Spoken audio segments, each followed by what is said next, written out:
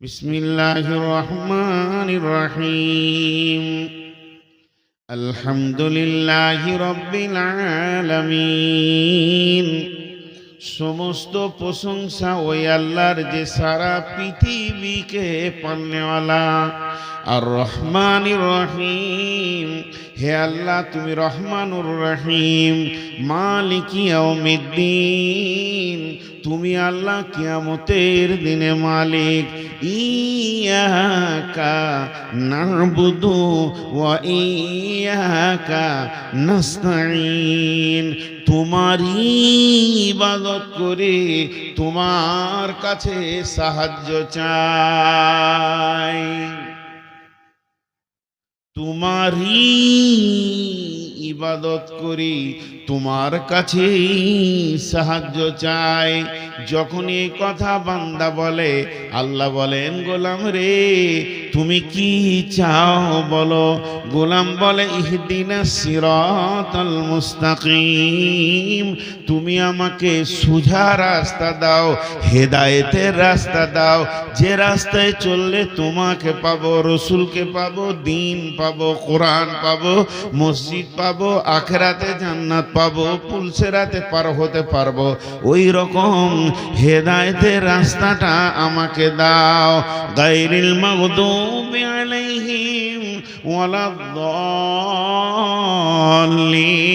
ওই রাস্তা দিও না যে রাস্তায় তুমি যাদের ওপরে রাগান্বিত হয়েছো, যাদেরকে গজব দিয়েছো, ফিরাউন, নমরুদ, হামান, সাদ্দাত, উবাই ইবনে খালফ, আব্দুল্লাহ ইবনে উবাই, উবাই ইবনে সুলুল, উতবা, উতাইবা, সাইবা, যে রাস্তাতে চলেছে ওই রাস্তাটা দিও না যাদের ওপরে তুমি রাগান্বিত আছো, যারা গুমরা আছে। তখন মুসাল্লিরা বলে আমিন, আল্লাহ কবুল করো। সব থেকে দামি চাওয়ার জিনিস হলো হেদায়েত, এর উপর আর কিছুই চাওয়ার নাই। এতক্ষণ থেকে আপনাদেরকে আমি যেটা বোঝাতে চাইলাম, সূরা ফাতিহাকে বলেছে আল্লাহ বান্দা বান্দা, আল্লাহ কথোপকথন হয়, কথোপকথন হয়, দম নিয়ে নিয়ে পড়তে হয়। এই জন্য নামাজে বিসমিল্লাহির রহমানির রহিম, আলহামদুলিল্লাহি রাব্বিল আলামিন। সমস্ত প্রশংসা সেই আল্লাহর, যিনি সারা বিশ্বকে পালনেওয়ালা। এই কথা বান্দা যখন বলে, আল্লাহ তখন মাঝে উত্তর দেয়, আমার গোলাম আমার প্রশংসা করেছে। আবার গোলাম বলে, আর রহমানির রহিম, হে আল্লাহ তুমি চরম পরম মেহেরবান দয়ালু। তখন আল্লাহ বলেন, আমার বান্দা আমার গুণগান করেছে, আমার প্রশংসা করেছে, আমার গুণগান করেছে। আবার বান্দা যখন বলে, মালিক ইয়াউমিদ্দিন, তুমি কিয়ামতের দিনের মালিক, তখন বান্দার এ বলা হলি আল্লাহ মাঝে উত্তর দেন, আমার গোলাম আমার ক্ষমতাকে স্বীকার করেছে, আমি বিশাল ক্ষমতার মালিক। তারপরে বান্দা যখন বলে, ইয়াকা না'বুদু ওয়া ইয়াকা নাস্তাঈন, তোমারই ইবাদত করে তোমার কাছে সাহায্য চায়, তখন আল্লাহ উত্তরে বলে, আমার গোলাম আমার ইবাদত গোলামিত্বকে স্বীকার করে নিয়েছে এবং আমার কাছে সে ভিখারির মতো মাল চেয়েছে। আমি যে কোরআনে বলেছিলাম, উদউনি আস্তাজিব লাকুম, তুই আমার কাছে চা, আমি তোর চাওয়াটাকে কবুল করে নিব। আমার গোলাম আমার কাছে চেয়েছে। তখন বান্দা বলে, ইহদিনাস সিরাতাল মুস্তাকিম, হে আল্লাহ তুমি আমাকে সোজা রাস্তা দাও।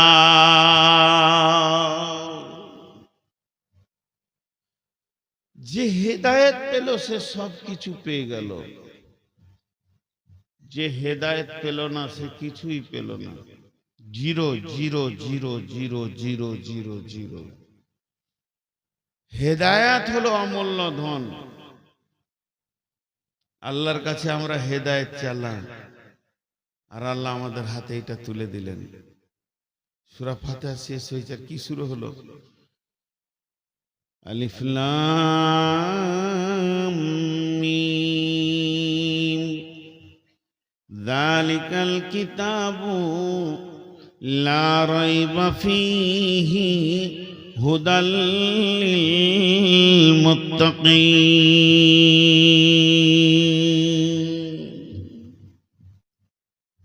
তুই হেদায়েতের জন্য কাঁদছিস, যা তোকে হেদায়েত দিয়ে দিলাম, এটাই হলো পূর্ণাঙ্গ হেদায়েত।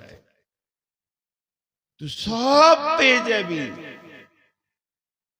কি আছে এর ভিতরে গোটাটা তো একসঙ্গে বোঝা খুব মুশকিল। কি লাভ হবে এটা? আমার বিয়ে, আপনার বিয়েতে, আমার আপনার ছেলে মেয়ের বিয়েতে গিফট আসছে। কেউ জগ দিল, কেউ গ্লাস দিল, কেউ মোবাইল দিল। কি কাজে লাগবে বুঝতে পারছি। পানি খাওয়া হবে, এটাতে ফোন করা হবে। কেউ আর কিছু দিল, আর কিছু দিল। আর আল্লাহর কাছে চাইলাম তা আল্লাহ এটা দিল। এটাতে কি হবে? পানি খাওয়া হবে না, গোসল করাও হবে না, এটা ফোন দেওয়া হবে না। আল্লাহকে এক কথাই বলছি, আল্লাহ আপনি এক কথাই বলেন এটা কি কাজে লাগবে, আমাদেরকে দিলেন। আল্লাহ বলছেন, রব্বানা আতিনা ফিদ দুনিয়া হাসানাতাও ওয়া ফিল আখিরাতি হাসানাতাও ওয়া কিনা আযাবান নার। গোলাম রে, তোকে যে জিনিসটা আমি দিলাম, পৃথিবীর কোনো বিজ্ঞানী, কোনো ধনী ব্যক্তি গিফট করতে পারবে না এত বড়। এর ভিতরে কি ভরা আছে শুনেলে, এটা যদি তোর নিজের জীবনের সঙ্গে মিশিয়ে নিস, লাভ কি হবে? ফিদ দুনিয়া হাসানাতাও ওয়া ফিল আখিরাতি হাসানাতাও। তোকে দুনিয়াতে হিরো বানিয়ে রাখবে, সব থেকে সম্মানজনক দুনিয়া তুই করবি। দুনিয়াতে জিল্লতি বেইজ্জতি থাকবে না। আর আখিরাতে যখন চলে যাবি, মরার পরে কবর থেকে আখিরাতের জিন্দেগি শুরু হবে। তখন থেকেও তোকে হিরো বানিয়ে রাখবে। কোনো জায়গায় বিপদে পড়বি না, পুলসেরাতে বিপদে পড়বি না, হাসরে মাঠে বিপদে পড়বি না, কবরে বিপদে পড়বি না। সব জায়গায় তুই সম্মান নিয়ে নিজেকে বাঁচিয়ে থাকতে পারবি। ওয়াফিল আখিরাতি হাসানাতাও ওয়া কিনা আযাবান নার। আমার যে জাহান্নামের আগুন দাও দাও করে জ্বলছে, বেঈমান, দুষ্ট, দুরাচার, লাফাঙ্গার, চোর, লম্পট, লুচ্চা, রান্ডি, বেশ্যার জন্যে আমি যে জায়গাটা করে রেখেছি সেটা হলো আগুনের জ্বলন্ত জাহান্নাম। ওই জাহান্নাম থেকে তোকে মুক্তি দেবে, এমন একটা রাস্তা দেখাবে, তুই জাহান্নাম থেকে মুক্তি পেয়ে যাবি। এটার নাম হলো হিদায়াত।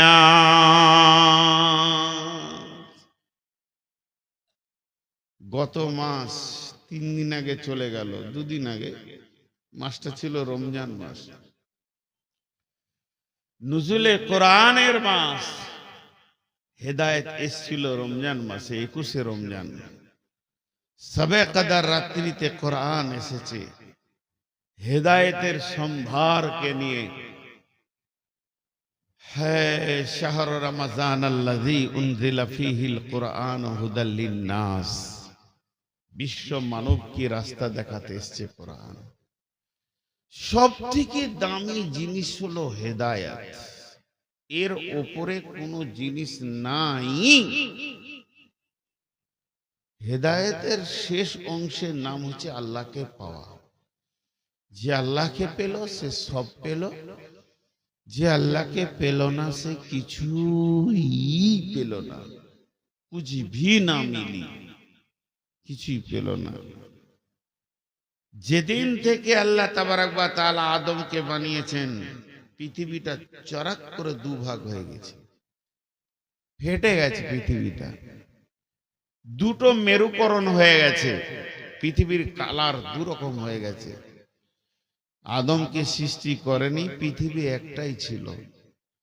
যেই আদম হলো, একদিকে আদম এগেনিস্টে দাঁড়িয়ে গেল ইবলিস, একদিকে ফেরাউন, একদিকে নমরুদ, আর একদিকে মুসা আর ইব্রাহিম, একদিকে রাসূলুল্লাহ সাল্লাল্লাহু আলাইহি ওয়াসাল্লাম, একদিকে আবু জাহেল। পৃথিবীটা দুইটা মেরুকরণ হয়েছে। একদিকে মুমিন বান্দা আজকে 2026 সালে দাঁড়িয়ে আছে, আর একদিকে আরএসএস, বিজেপি, বজরং, বেঈমান, শিবসেনারা দাঁড়িয়ে আছে। তো এই পৃথিবীটাই যে দুইটা মেরুকরণ হয়েছে, মুমিনের এগেনস্টে একটা দল থাকবেই। এটা নতুন জিনিস নয়, এটা পুরাতন। যারা ইসলামের ইতিহাস পড়ছে তাদের কাছে এটা নতুন নয়, এটা পুরাতন। এতে এইরকম অত্যাচার পূর্বেও চলেছে।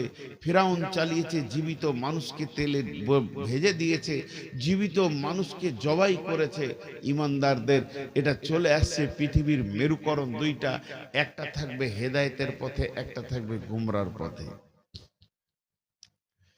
আল্লাহ বলছেন, বিসমিল্লাহির রহমানির রহিম, আল্লাহু ওয়ালিয়ুল্লাযীনা আমানু ইখরিজুহুম মিনান নূরি ইলায যুলুমাত ওয়াল্লাযীনা কাফারু ইখরিজুহুম মিনায যুলুমাতি ইলান নূর ওয়াল্লাযীনা কাফারু আউলিয়াউহুমুত তাগুতু ইখরিজুনাহুম মিনান নূরি ইলায যুলুমাত উলাইকা আসহাবুন নারি হুম ফিহা খালিদুন।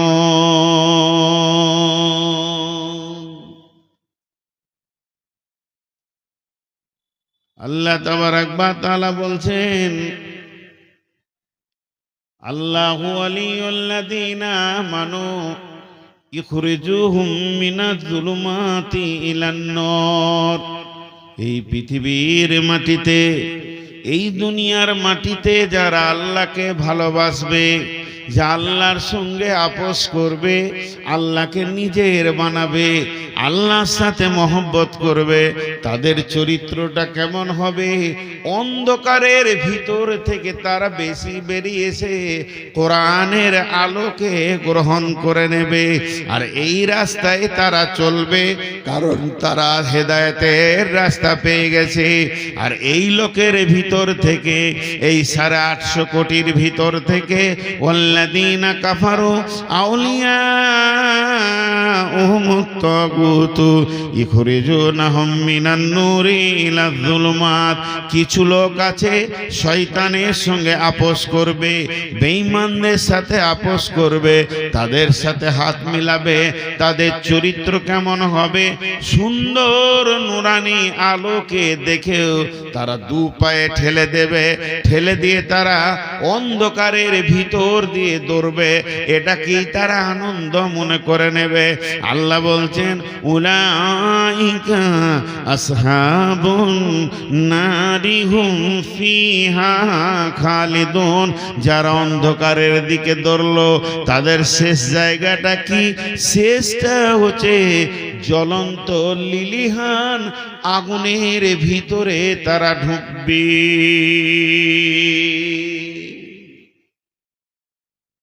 আল্লাহ উদাহরণ দিয়েছেন একটা। এই উদাহরণটা শুনে খুব মজা লাগলো। এটাকে বলা হয়েছে সিরাজ। একটু ধ্যান দেবেন। সিরাজ, সিরাজ মানে হচ্ছে চেরাগ, প্রদীপ, প্রদীপের আলো। এটাকে যদি সূর্যের আলো বলতো, দাম কমতো না বাড়তো? আল্লাহ বলছেন, আল্লাযী আরসালাহু বিল হাক্কি বাশীরাও ওয়া নাযীরা ওয়া দাঈয়ান ইলাল্লাহি বিইযনিহি ওয়া সিরাজাম মুনীরা। বিশ্বনবীর জন্য বলছেন, আমি তোমাদের কাছে এমন একজনকে পাঠালাম যে তোমাদেরকে ভয় দেখাবে এবং আশাও দিবে। বাশীরা ওয়া নাযীরা, সুসংবাদ দেবে, জান্নাতেরা জাহান্নামের ভয় দেখাবে। আর তোমাদেরকে ওয়াদাআ ইলাল্লাহ, তোমাদেরকে আল্লাহর দিকে ডাকবে, ওয়াসিরাজাম মুনীরা, এটা প্রদীপের আলোর দিকে ডাকবে।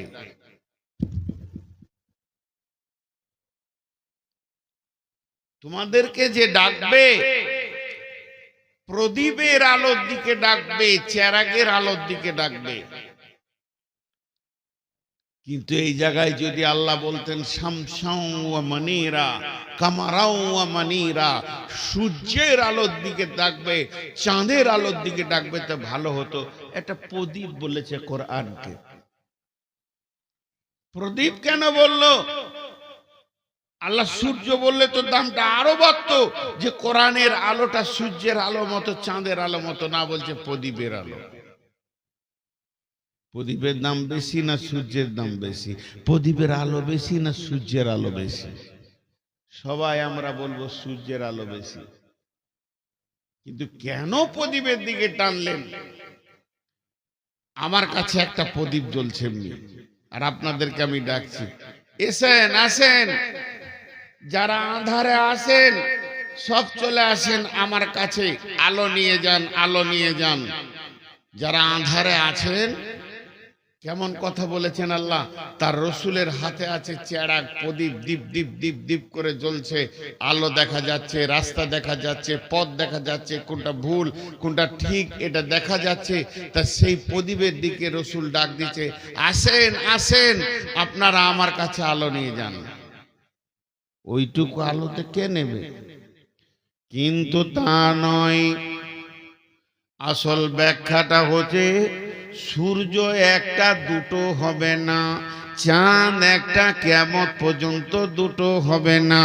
আর প্রদীপের ভিতরে এমন একটা গুণ আছে, এখানে 2000 লোক বসে আছেন, কারো কাছে প্রদীপ জ্বলে নাই, আপনারা আন্ধারে ঘুরঘুর করছেন।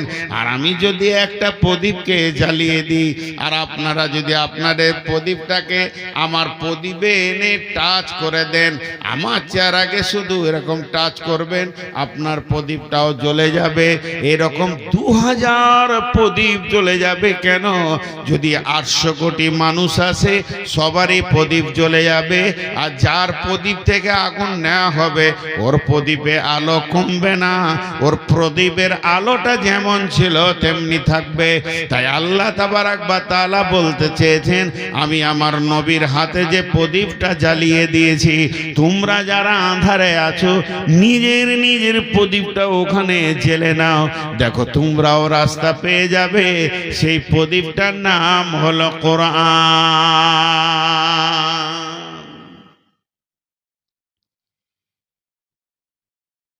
এখন প্রদীপের আলোকে ফুঁক দিয়ে উড়িয়ে দিতে চাইছে, দীপ দীপ করে জ্বলছে। আগুনটা কে জ্বালিয়েছে? নবী মুহাম্মদ সাল্লাল্লাহু আলাইহি সাল্লামের হাতে আছে, ঠিক আছে, জ্বালিয়েছে কে? কোরআন বলছে, ইরিদুনা লিইউতফিউ নূরাল্লাহি বিআফওয়াহিহিম ওয়াল্লাহু মুতিম্মু নূরিহি ওয়ালাউ কারিহাল কাফিরুন ওয়ালাউ কারিহাল মুশরিকুন। জোরে জোরে ফুঁক মারছে,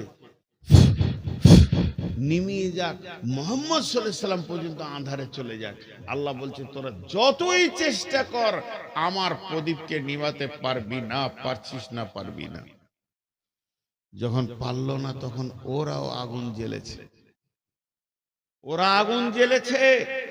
সূরা বাকারায় আছে এটা উদাহরণ, আল্লাহ নিজে বলেছেন উদাহরণ, মাসালুল লাযীনা কাফারু কামাসালিল লাযীনা ইস্তাওকাদান নারান, মাসালুল লাযীনা কাফারু কামাসালিল লাযী ইস্তাওকাদা নারান ফালাম্মা আযাআত মা হাওলাহু যাহাবাল্লাহু বিনূরিহিম ওয়া তারাকাহুম ফী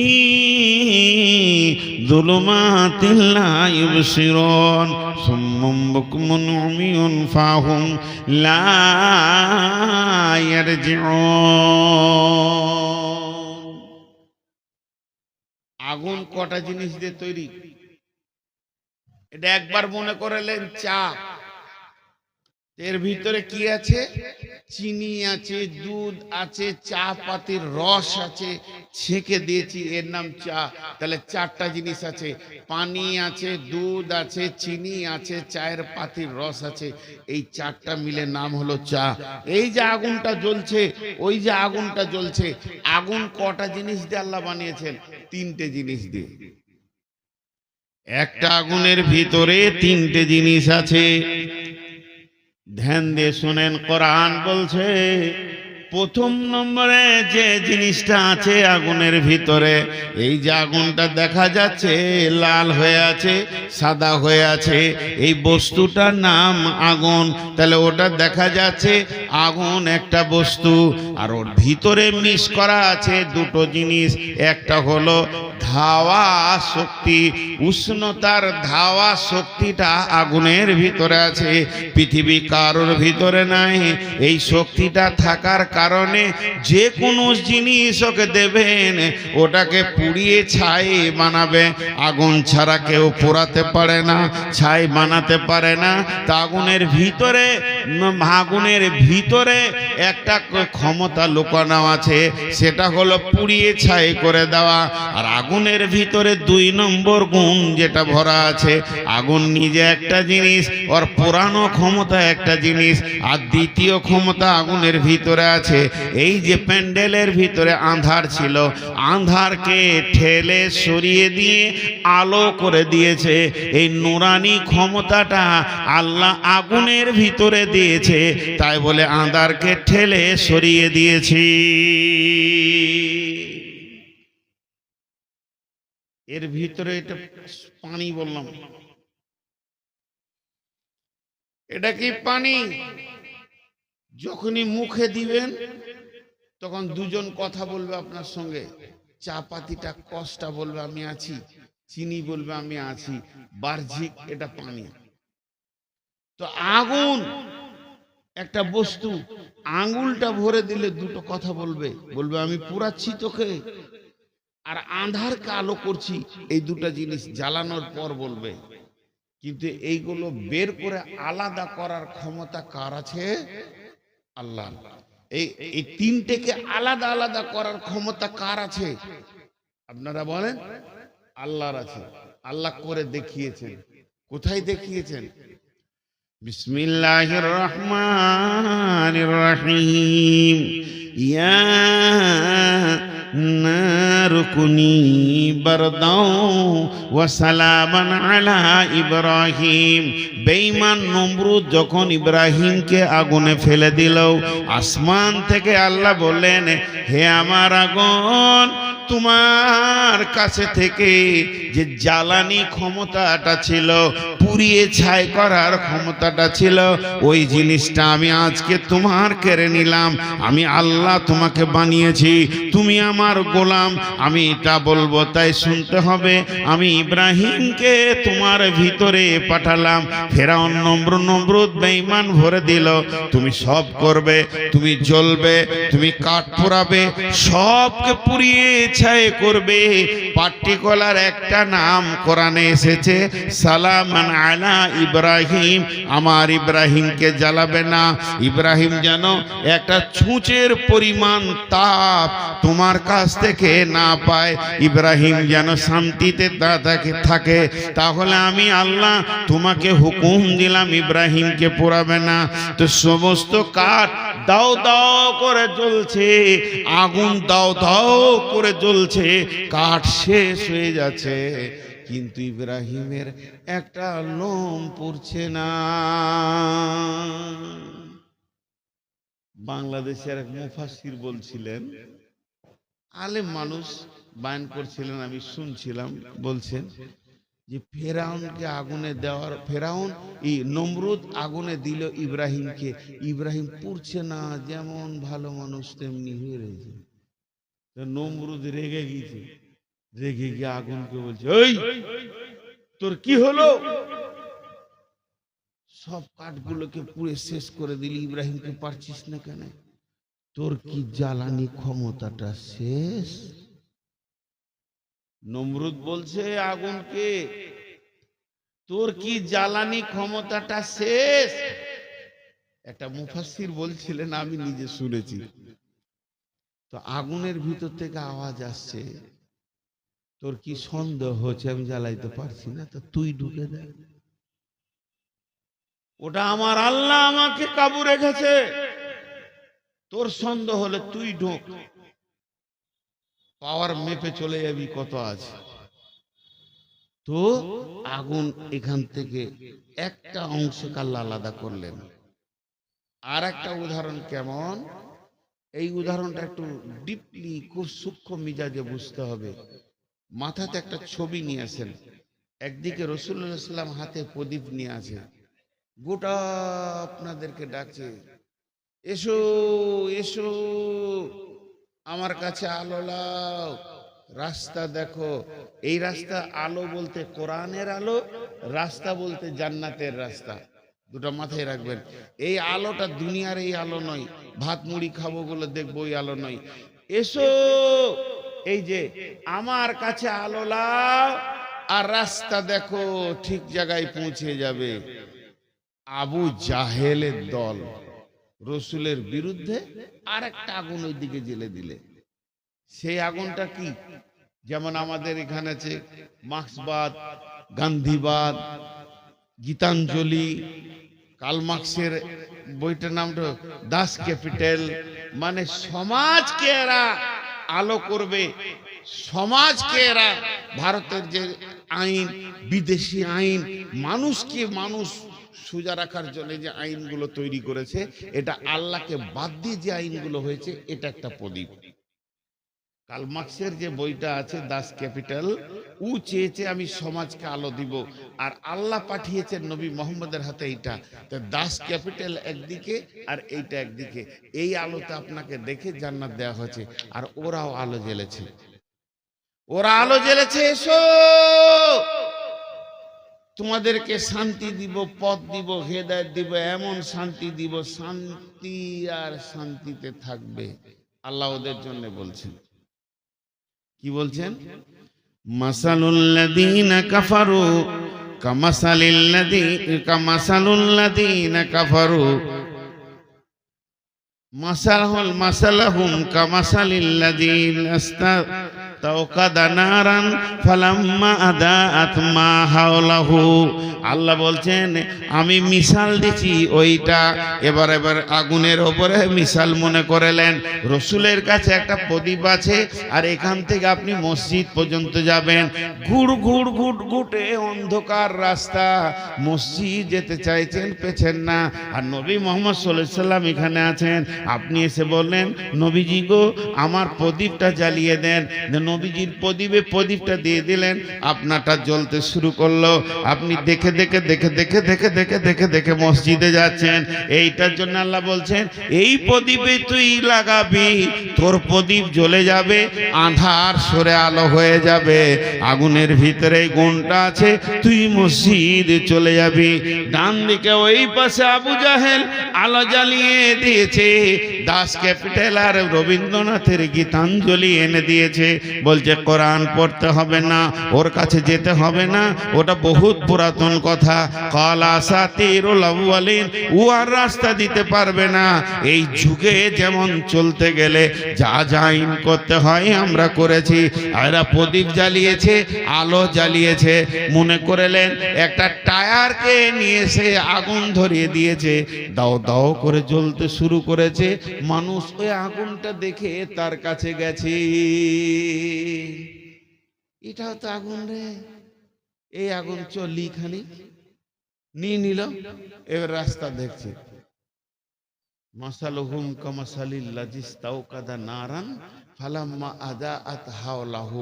ওই আগুনের কাছে যখন সবাই গেল, বেঈমানের আগুনের কাছে, রসুলের আগুনের কাছে যতজন এলো, রাস্তা পেয়ে গেল, মসজিদ যেতে শুরু করেছে, ওরা ফজরের জামাত ধরবে, এশার জামাত ধরবে।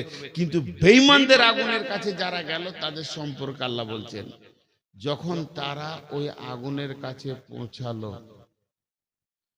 আল্লাহ বলছেন যাহাবাল্লাহু বিনূরিহিম ওয়া তারাকাহুম ফি যুলুমাতিল লা ইবসিরুন। ওই আগুনের কাছে পৌঁছালো। আমি যেমন ইব্রাহিমের আগুনকে বলেছিলাম, ওরে জ্বালানি শক্তিটা কেড়ে নিলাম, তুই থেকে যা, ইব্রাহিমকে জ্বালাবি না। আর এই বেঈমানদের আগুনে যে আগুন আন্ধারকে আলো করে, ওই ক্ষমতাটা আমি কেড়ে নিলাম। যাহা ফরজ করেছি আমি তোমাদের উপর সিয়াম ফরজ করেছি, যেমন তোমাদের পূর্ববর্তী লোকের উপরে সিয়াম ফরজ করেছিলাম, তেমনি আমি তোমাদের উপর সিয়াম ফরজ করেছি। এই কারণে যাতে করে তোমরা আল্লাহ ভীরু হতে পারো, লাআল্লাকুম তাত্তাকুন, লাআল্লাকুম তাত্তাকুন, যেন তোমরা তাকওয়াশীল হতে পারো, তাকওয়া ওয়ালা হতে পারো, আল্লাহ ভীরুতা হতে পারো, তোমরা যেন ভালো মন্দ পার্থক্য করতে পারো। বান্দারা, এই রমজান মাসে তোমরা সিয়াম রাখবে, সিয়াম রাখবে, সিয়াম রাখবে। ফামান শাহিদা মিনকুমুশ শাহরা ফালইয়াসমহু, এই মাসে যারা রমজান মাস পেয়েছ তোমরা এই মাসটাকে পালন করো, সিয়াম রাখো। আমরা রমজান মাসের সিয়াম রাখলাম, আজকে 16টা হয়ে গেল। আমরা অনেকে মনে মনে ভাবি, অনেকে মানুষ বলে যে আমি সিয়াম রাখবো তো আল্লাহ দিবে কেটা কি? হে, আল্লাহ আমাকে দিবেটা কি? এত কষ্ট করে রাখার দরকারটা কি? সিয়াম রাখবো, স্ত্রীর সাথে মিলন করতে পাবো না, যে স্বামী স্ত্রী মধুর মিলন সব সময় দুপুরে ভাত খাওয়ার পরে একে বিছানায় ঘুমিয়ে থাকি রে, আর আল্লাহ কোন ঝামেলে ফেললে আমাকে যে বিছানা থেকে স্ত্রী স্বামী তো আমরা আলাদাই থাকবো? অনেক মানুষ আছে এরকম নাকি? অনেক মানুষ এরকম আছে যে স্বামী স্ত্রী মধুর মিলন যে দিনে সহবাস না করলে সে থাকতে পারবে না, কিন্তু ওই লোকগুলো দেখেন আজকে ওই লোকগুলো সিয়াম রাখে না, ওই লোকগুলো দেখে না সিয়াম রাখে না। যারা জান্নাতের আশা করবে, যারা জাহান্নাম থেকে বাঁচার আশা করবে, তারা দিনে স্ত্রীর সঙ্গে মিলনে যাবে না। আল্লাহ হারাম করে দিয়েছেন, আল্লাহ হালাল জিনিসটাকে হারাম করে দিয়েছেন। আমি যদি কালে জান্নাতের আশা করি আর জাহান্নাম থেকে বাঁচার আশা করি, আমার স্ত্রী হালালটাকে কিন্তু আমার জন্য হারাম হয়ে গেল। দিনের বেলা কিন্তু রাত্রে নয়। আমার আল্লাহ বলছেন রাত্রে তোমরা স্ত্রীর সঙ্গে মিলন করতে পারো, কোনো সমস্যা নাই। রাত্রে পানাহার করতে পারো, রাত্রে খাওয়া দাওয়া করতে পারো, কিন্তু দিনে নয়। কেন রে? তুমি যেন ভালো মন্দটা বুঝতে পারো, পার্থক্যটা যেন বুঝতে পারো। আর আমি তোমার জন্য এর পুরস্কার রেখেছি, একটা বিশাল পুরস্কার। নবী পাক বলছেন এই রমজান মাসে যারা সিয়াম রাখবে, ভাইরা আমার, রমজান মাসে যারা রোজা রাখবে, কিয়ামতের মাঠে এই সিয়াম সুপারিশ করবে, মানুষের মতো কথা বলবে, মানুষের মতো সুপারিশ করবে। সিয়াম বলবে, হে আমার প্রভু আল্লাহ গো, এই লোকগুলোকে সেহরি খাওয়া থেকে নিয়ে ইফতার করা পর্যন্ত, সুবহে সাদিক হতে সূর্যাস্ত পর্যন্ত একে পানাহার থেকে বিরত রেখেছিলাম, স্ত্রীর মিলন থেকে বিরত রেখেছিলাম, মিথ্যা কথা থেকে বিরত রেখেছিলাম, হারাম কাজ থেকে বিরত রেখেছিলাম, গালাগালি থেকে বিরত রেখেছিলাম, কুকর্ম থেকে তাকে বিরত রেখেছিলাম। হে আমার পালন কর্তা, আমি সিয়াম তোমার কাছে সুপারিশ জানাচ্ছি, এই লোকটার ব্যাপারে তুমি আমার আল্লাহ তুমি আমার সুপারিশ কবুল করে নাও। নবী সাল্লাল্লাহু আলাইহি সাল্লাম বলছেন তখন আল্লাহ সিয়ামের সুপারিশটা কবুল করে নেবেন, ওই সিয়াম পালনকারীকে আল্লাহ ক্ষমা করে দিবেন। আল্লাহর রহমত দেখেন কতটা। আর যারা এই রমজান মাসের সিয়াম রাখলো না, এদের মতো তো হতভাগার পৃথিবীতে থাকলো না। নবীজি বলছেন তাদের সব গুনাহ থেকে গেল, তাদের সমস্ত গুনাহ থেকে আল্লাহর কাছ থেকে ক্ষমা করিয়ে নিতে পারলো না। ভাইরা আমার, মা বোনের আমার, আমরা রমজান মাসের সিয়াম পালন করব, শুধু তাই নয়, রমজান মাসের সিয়াম পালন করব, শুধু তাই নয়, রমজান মাসের সিয়াম রাখতে গেলে মিথ্যা কথা বলা যাবে না। অনেকে রমজান মাসে থাকাকালে, সিয়াম অবস্থায় থাকাকালীন ফোনের মাধ্যমে হ্যালো বলে, হ্যালো কোথায় আছো? যদি গেলে আপনাদের চামড়াপট্টি এই জায়গায় কেউ যদি থাকে, সিয়াম অবস্থায় বলে দিল আমি নতুন ডাক বাংলায় মোড়ে বসে আছি। ভাইরে, মানুষকে আপনি ফাঁকি দিয়ে পার হয়ে যাবেন, কিন্তু আমার আল্লাহকে ফাঁকি দেওয়া যাবে না। সিয়াম অবস্থায় অনেক মানুষ আমরা আবার গালাগালিও করি। নবী পাক বলছেন সিয়ামের অর্থ হলো বিরত থাকা। সিয়ামের মানে হলো বিরত থাকা। আপনি সিয়াম রাখছেন, আল্লাহর জন্য সিয়াম রাখতে হবে, কিন্তু আপনি হারাম কাজ থেকে, মিথ্যা কথা বলা হারাম, গালাগালি করা হারাম, অন্যায় করা হারাম, জুলুম করা হারাম। একটাই কথা, আল্লাহর নবী বলেছেন সিয়াম অবস্থায় মিথ্যা কথা বলা যাবে না, যাবে না, যাবে না। শুধু সিয়ামে অবস্থায় মিথ্যা কথা বলা যাবে না, না না না, মিথ্যা কথা কোনো সময় বলা যাবে না। মিথ্যার মতো বড় গুনাহ আর নাই। নবী পাক বলছেন সবচাইতে বড় গুনাহ হলো শিরকের গুনাহ। আল্লাহকে ছাড়া অন্য কাউকে যদি ডাকে, এটার নাম হলো শিরক। তাবিজ পরা শিরক, অন্য কারো কাছে মাথা নত করা শিরক, আল্লাহকে বাদ দিয়ে অন্য কারো উপাসনা করা শিরক। নবীজি বলছেন শিরকের পরে পরে মিথ্যা কথাটা হচ্ছে সবচাইতে বড়। ওই জন্য ভাইরা আমার, জীবনে কোনোদিন মিথ্যা কথা আমাদেরকে বলা যাবে না। শুধু সিয়াম অবস্থায় নয়, সিয়াম অবস্থায় নয়, জীবনে কোনোদিন কাউকে গালাগালি করা যাবে না। গালাগালি করাও এমনি সময়ও করা যাবে না। কাউকে গালাগালি করাও হারাম। আপনি আমাকে গাল দিবেন, আমি আপনাকে গাল দিব, চলবে না, চলবে না, চলবে না। আমার আল্লাহ সরাসরি হারাম করে দিয়েছেন, হারাম করে দিয়েছেন। একটা মানুষের সঙ্গে কেমন আচরণ করতে হবে, একটা মানুষ কেমন ব্যবহার করতে হবে, আল্লাহ পবিত্র কোরআনুল কারীমের মধ্যে অনেক জায়গায় বলে দিয়েছেন। ভাইরা আমার, মায়েরা বোনেরা, শুধু রমজান মাস নয়, এমনি কোনোদিনও মানুষের সঙ্গে খারাপ আচরণ করা যাবে না। হারাম, হারাম, হারাম।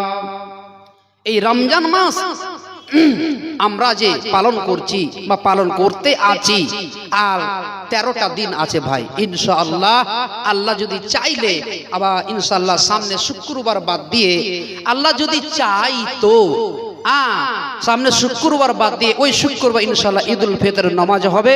এটা যে আমরা ক্যালেন্ডারে যা দেখতে পাচ্ছি নিজের চোখে, তবে এটা চাঁদের হাতে গোড়া। এটা গ্যারেন্টিও দেওয়া যাচ্ছে না যে শুক্রবার ঈদুল ফিতরের নামাজ হবে।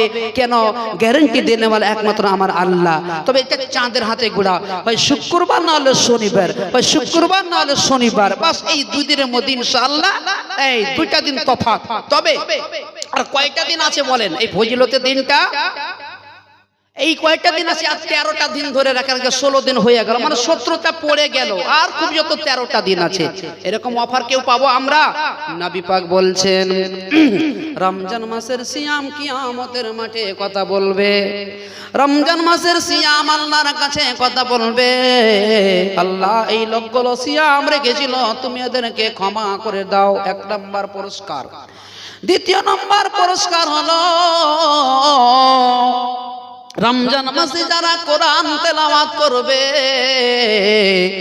রমজান মাসে যারা কোরআন তেলাওয়াত করবে, এই কোরআনটা এই রমজান মাসে অবতীর্ণ হয়েছে, কোরআনটা নাজিল হয়েছে। শাহরু রমাদানাল্লাযী উনজিলা ফীহিল কোরআন। এই রমজান মাসে আমার আল্লাহ কোরআনকে নাজিল করেছে। কোরআনকে পৃথিবীতে নবীর কাছে পাঠিয়েছেন।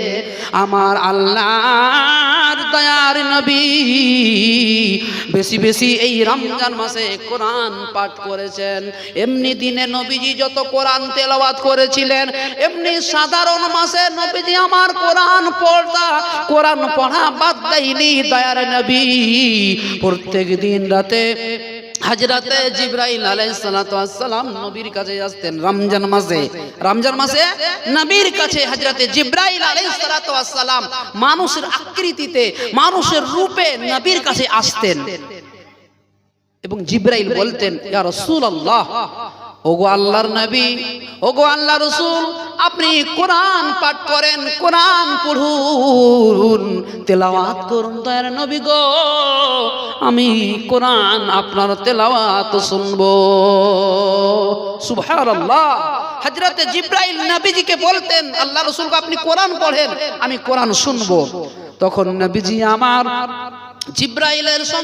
জিবরাইলের সামনে কোরআন পাঠ করতেন। হযরতে জিবরাইল কোরআন তেলাওয়াত শুনতেন। যখন নবীজি জিবরাইলকে বলতেন, জিবরাইল তুমিও কোরআন পড়ো, জিবরাইল তুমিও কোরআন পড়ো, আমিও শুনবো। সুবহানাল্লাহ। নবীজি বলছেন যে জিবরাইল আমি তো পড়া শোনালাম তোমাকে, তুমিও পড়ে শোনাও। হযরতে জিবরাইল আল্লাহর রহমতের ফেরেশতা নবীর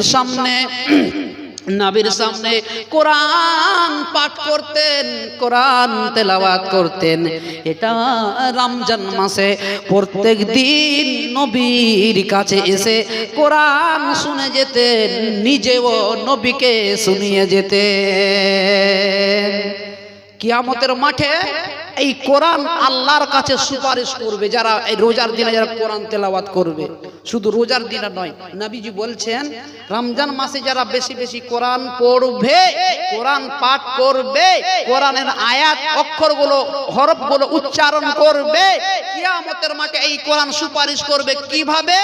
যেমন একটা মানুষের জন্য সুপারিশ করে, একটা মানুষের জন্য যেমন সুপারিশ করে, তেমনি কিয়ামতের মাঠে কোরআন আল্লাহকে বলবে, হে আল্লাহ, এই তোমার বান্দারা রমজান দিনে কোরআন তেলাওয়াত করেছিল, আল্লাহ তুমি আমার সুপারিশ কবুল করো। সুবহানাল্লাহি ওয়া বিহামদিহি, আল্লাহু আকবার। আর এমনি দিনে কোরআন পড়াও ফজিলত রয়েছে। এমনি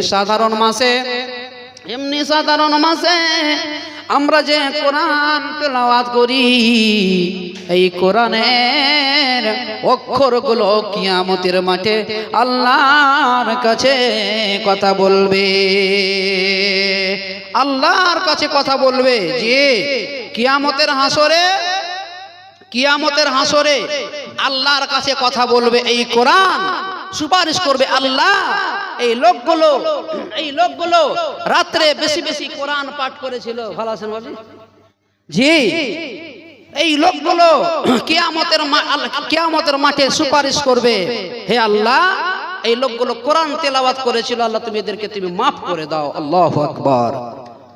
নবীজি বলছেন তারপরে 3 নাম্বার পুরস্কার হলো কিয়ামতের দিন রোজা পালনকারীরাকে নাম ধরে ডাকা হবে। নাম ধরে কি বলে ডাকা হবে? ও সাইমেরা, ও সাইমেরা। যারা রমজান মাসের সিয়াম রেখেছে, তাদের উদ্দেশ্য কিয়ামতের মাঠে বলা হবে, ও সাইমেরা তোমরা কোথায় আছো, এসো।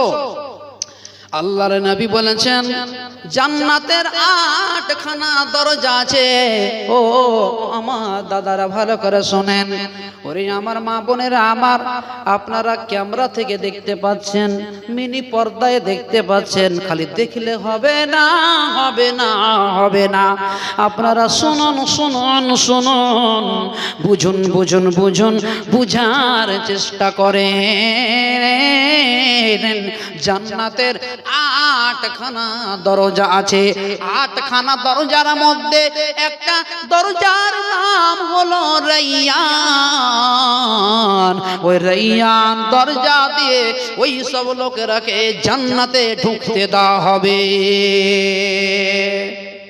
যে রাইয়ান দরজা দিয়ে ওই সব লোকেরাকে জান্নাতে ঢুকতে দেওয়া হবে যারা দুনিয়াতে রোজা রেখেছে, রোজা পালন করেছে। ভাইরা আমার, মা বোনেরা, কত সুন্দর আল্লাহ এই মাসে অফারটা আমাদেরকে দিয়েছে জি। তবু কি আমরা কেউ রোজা রাখলাম? কেউ কি আমরা কোরআন পড়লাম? এই যে রোজার মাসে কি কেউ আমরা দান সাদকা করলাম বেশি বেশি? আল্লাহু আকবার। এই মাসে আল্লাহ রাসূল সাল্লাল্লাহু আলাইহি ওয়াসাল্লাম